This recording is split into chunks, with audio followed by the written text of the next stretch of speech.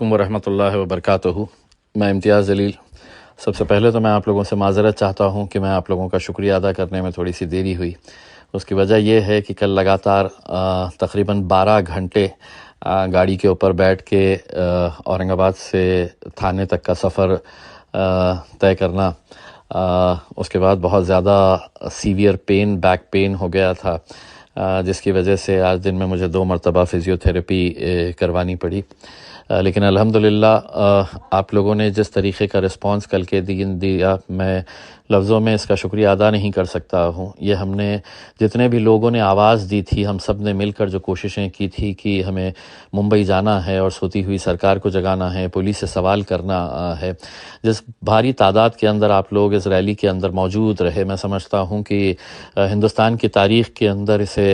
یقیناً یاد کیا جائے گا۔ اور ہم لوگ سب کلمے کی بنیاد کے اوپر اپنے نبی کریم صلی اللہ علیہ وسلم کے نام کے اوپر اکٹھا ہوئے تھے اور ان لوگوں کے خلاف کھڑے رہے،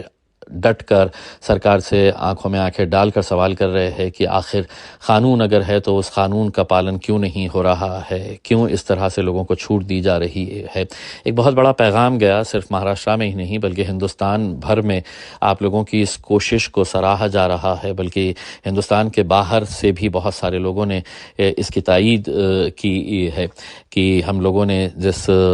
طریقے سے اپنا پیغام پہنچانے میں کچھ حد تک کامیاب ہوئے ہیں۔ مجھے معلوم ہے کہ ابھی بہت لڑائی باقی ہے، کیونکہ جو کوئی بھی حرکتیں ہو رہی ہے یہ سرکار کی وجہ سے ہو رہی ہے، سرکار کے کہنے کے اوپر ہو رہی ہے، اور سرکار کا پورا ساتھ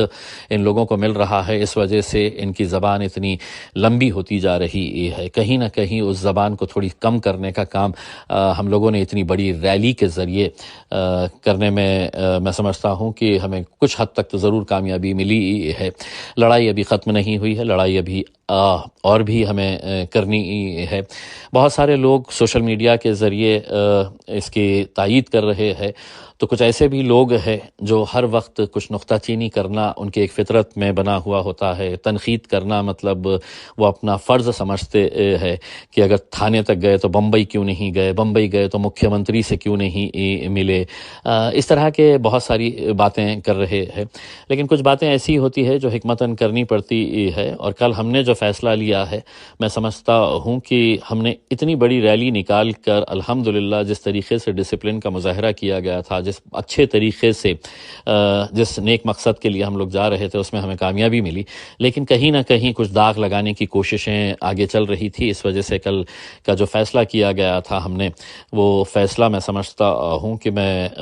بہت کچھ اس کے بارے میں بتا نہیں سکتا ہوں، لیکن الحمدللہ یہ پورا اچھے طریقے سے ہو گیا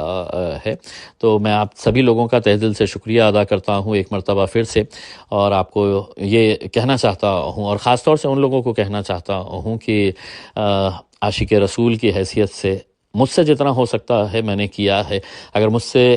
بڑا کوئی عاشق رسول ہے تو یقیناً آپ بھی آواز دے، آپ بھی اپنے طور کے اوپر اگر کچھ کرنا چاہتے ہیں تو کرے۔ ہم بالکل آپ کا پوری طاقت کے ساتھ ساتھ دیں گے، آپ کے پیچھے کھڑے رہیں گے۔ تو جو لوگ اس ریلی کے اندر شامل ہوئے ہیں، ذاتی طور کے اوپر میں ان کا شکر ادا کرتا ہوں، اور جو لوگ کسی وجہ سے نہیں آ سکے ہیں، خاص طور سے ہمارے بزرگ ماں بہن جنہوں نے ہمارے لیے دعائیں کی، اور صرف مہاراشٹر نہیں، ہندوستان نہیں بلکہ دنیا کے بہت سارے حصوں میں اس کی کامیابی کے لیے دعا کی گئی تھی، تو میں ان تمام لوگوں کا تہ دل سے شکریہ ادا کرتا ہوں۔ جزاک اللہ خیر۔